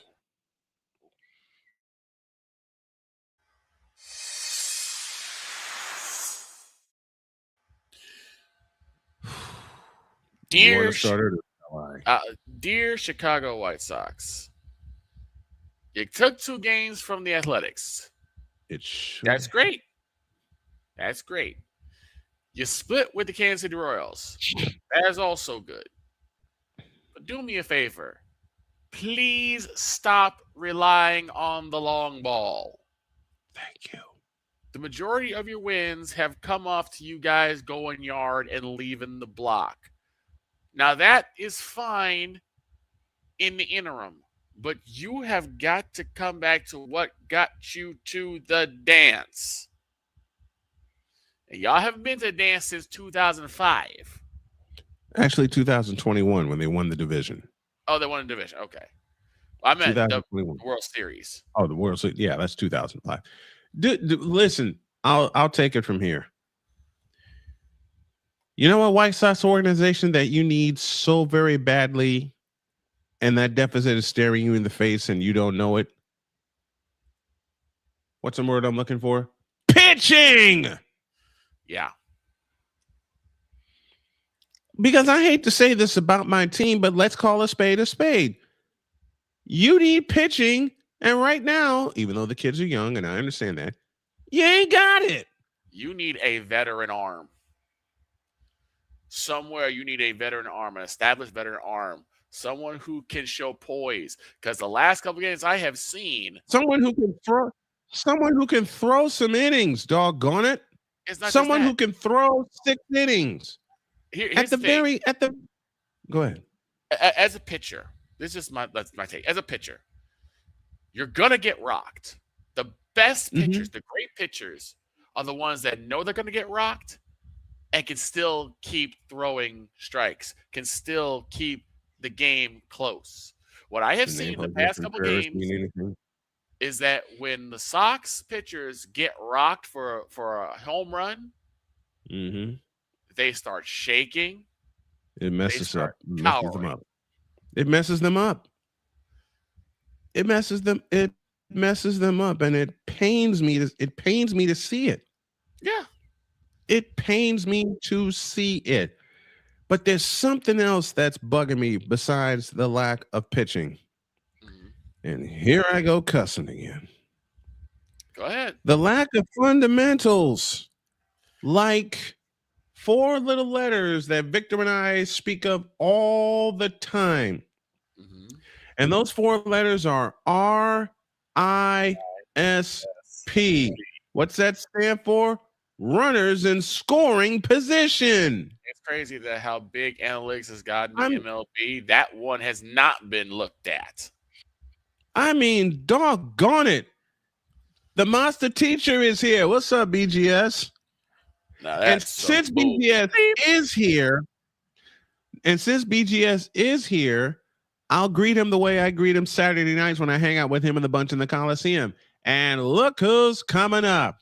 Thank you, Vince Scully. Matter of fact, to use his voice with the lack of runners and with the lack of hitting with runners in scoring position, BGS, this is for you. This is how I feel. I am too old for this bull. Exactly. Matter of fact, after what I saw Saturday in back-to-back innings, the 10th and the 11th, because if anyone knows the updated rule, if a game goes extra innings, you are given a ghost runner. Yeah, I heard in that. Scoring position. Yep. If you're patient enough at the plate, you can have him walk home. Yeah. Seen it done. Yeah. Which is weird, but I get it. Pisses me off. Back-to-back innings. Runners in scoring position with no outs. Matter of fact, in the bottom of the 10th, the Oakland A's had the bases loaded with no outs in the bottom of the 10th, and the White Sox escaped. And the White Sox load the bases in the top of the 11th with no outs. And nothing. Here's the problem. Nothing cross the plate. That should have been at least a 3-run inning. At least three. And then 3 strikeouts to escape the jam. Oh, that's worse. Swinging, looking, swinging. If Napoleon, correct me if I'm wrong on that. Swinging, looking, swinging. Bases loaded, no outs. And you do none that. And you get nothing. You deserve to lose that game. Not even get nothing because you can get under a ball, you can chop a ball, Speaking of fundamentals, you know what? You just reminded me of something. Speaking of fundamentals, you know what they did not even try? A bunt. A squeeze. Yep, a bunt. A squeeze. At least try it. You would think, especially if it's bases loaded and no outs. The first thing I would do is squeeze. It's a squeeze. Lay down a squeeze. Why not? Because you force them to either make a play at the plate, or you force them to throw it to first base. Right. You have bases loaded, no outs, and extra innings. Put the pressure on the defense. And again, if you really work at bunting, you can have it where you can get a little looper bunt over one of the players, get it to at least to third base. Guess what? One guy's going home, and you probably don't even get the guy that's going to first. You know something? I remember a squeeze that the Sox did in 2005 against Boston to clinch that series, to get an extra run. You know who the runner at third was? A.J. Pierzynski. Yep. Not a fast runner, but he flew down. He flew down the line, and Uribe put the squeeze down. Yeah. Up the first base line. You put the pressure on the defense. Now, I will say this in defense of the White Sox: this is a very young team. This is a young team, but here's the problem I have with that. Is that there are certain things that you should have learned in Pee Wee. We've seen little leaguers do the squeeze correctly. Why can't the pros? Because they're too afraid to do the squeeze.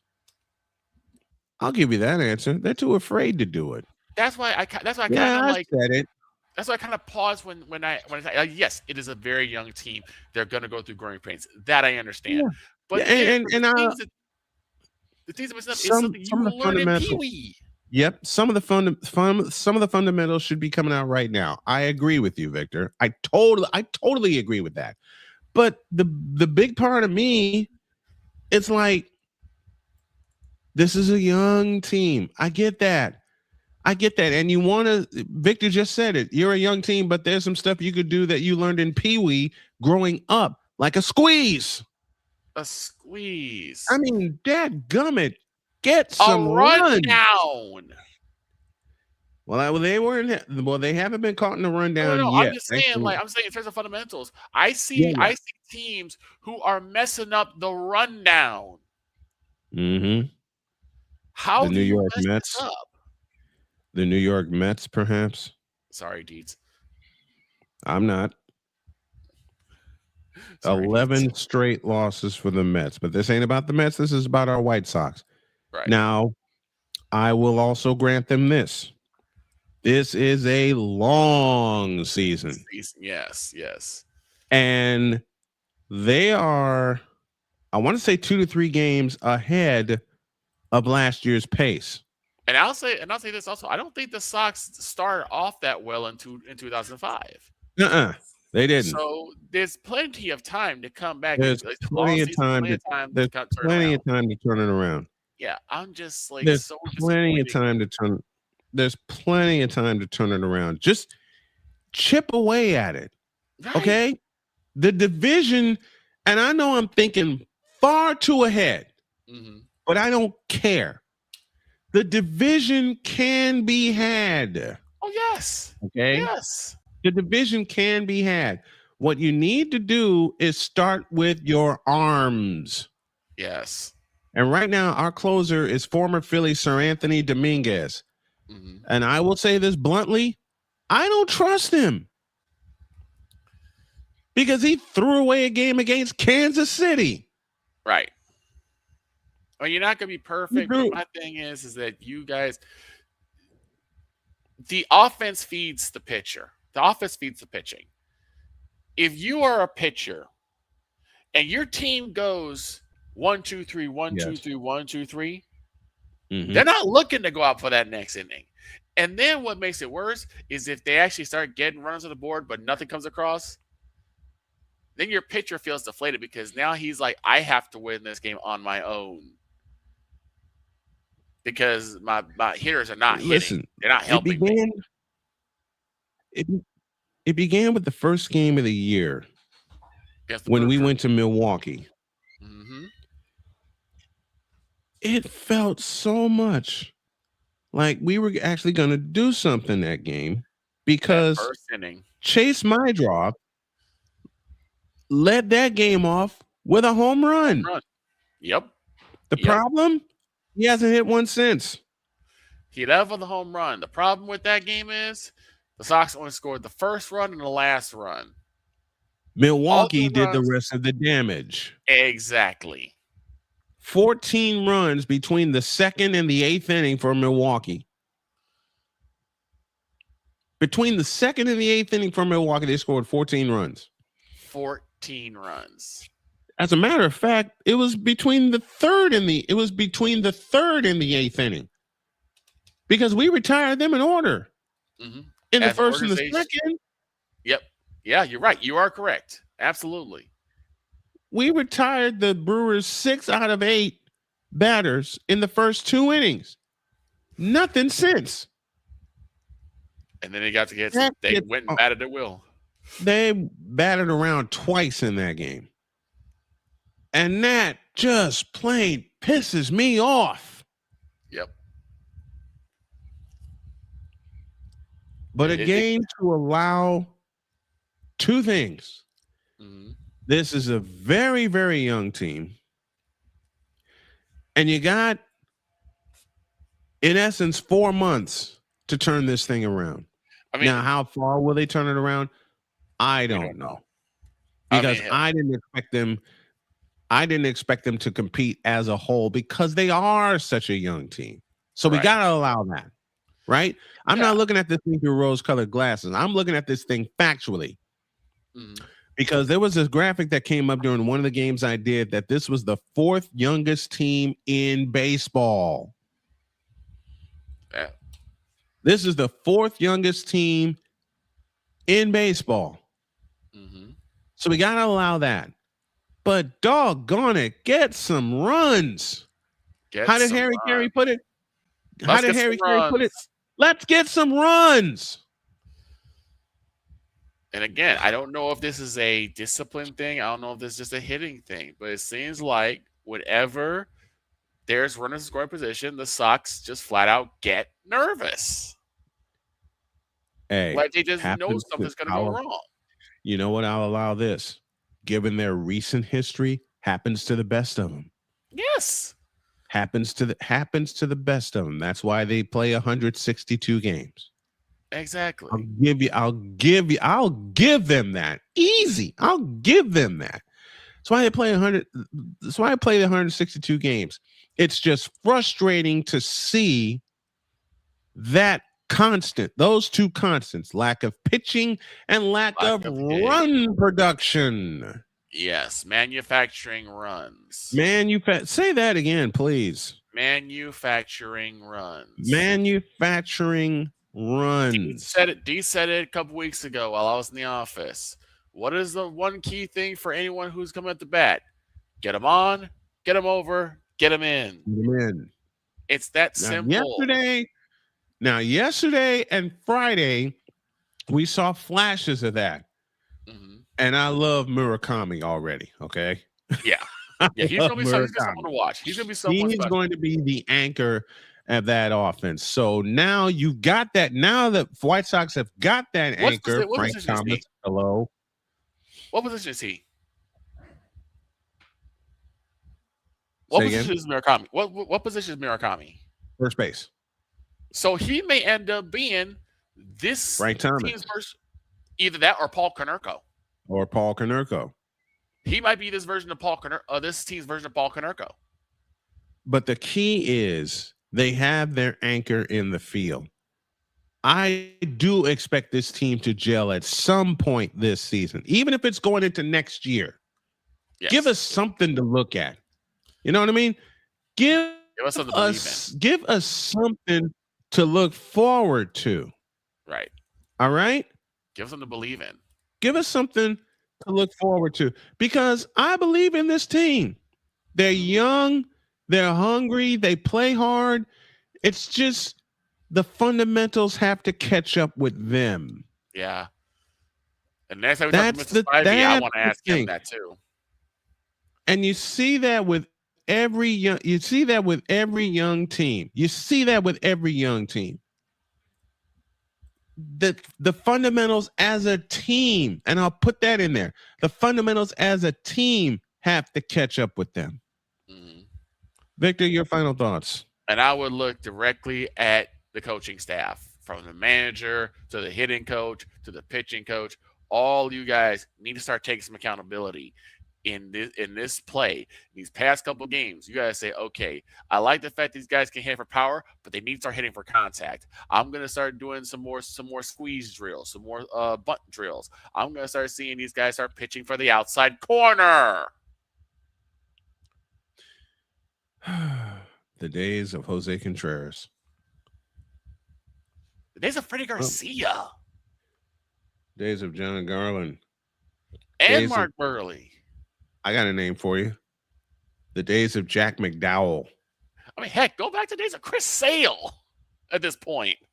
I'll go further back. The days of Lamar Hoyt, Floyd Bannister. If I remember that foursome that they had, I'll remember it later. But for now, ladies and gentlemen, these are the random music of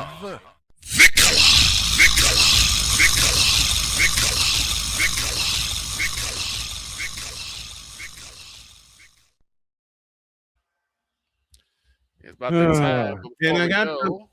And I got something for Jen. Okay. I got Empress, if you're listening, I got this for you. After what I saw on Saturday with the White Sox and the Athletics, after that 11th inning, all I can think of was, this is filth. Yeah, to have agreed. bases loaded and no outs And no outs. and no runs. Well, we'll finish with a little on this day. It is April 20th. Earth and Day. 40 years ago today, this happened. Michael on the drive across the lane. Turnaround shot. Got it. 63 for Jordan. That was, of course, Michael Jordan's record-breaking day at the Boston Garden when he took the Bulls to 2 overtimes against what could possibly be known as the absolute greatest team ever assembled. Of course, the Bulls lost that game in double overtime, 135-131. That clip you just heard was courtesy of WMAQ and the late, great Jim Durham. And again, that had nothing to do with Yo Kang. No, it had everything to do with the King. With the King. Take that, bronzexuals. And I might have one tomorrow. Oh, dear. I don't want to, but something's been sticking. I might have to, because something's been sticking in my craw that in the form of a message that a bronzexual sent to me. I'll decide when to deal with it. But for now, have a great day. God bless. Remember to make your next move your best move. And always remember, if your dreams don't scare you, they're simply not big enough. Dream big, do bigger. We hope y'all are too. Wild and Stars tonight, 8:30 is your pregame, 9:30 for the puck drop. So long, everybody.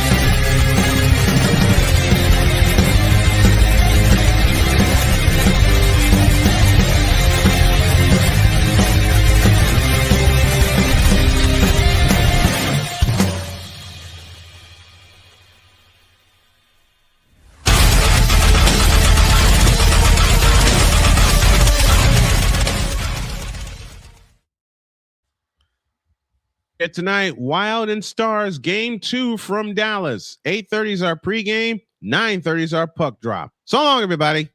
Peace out.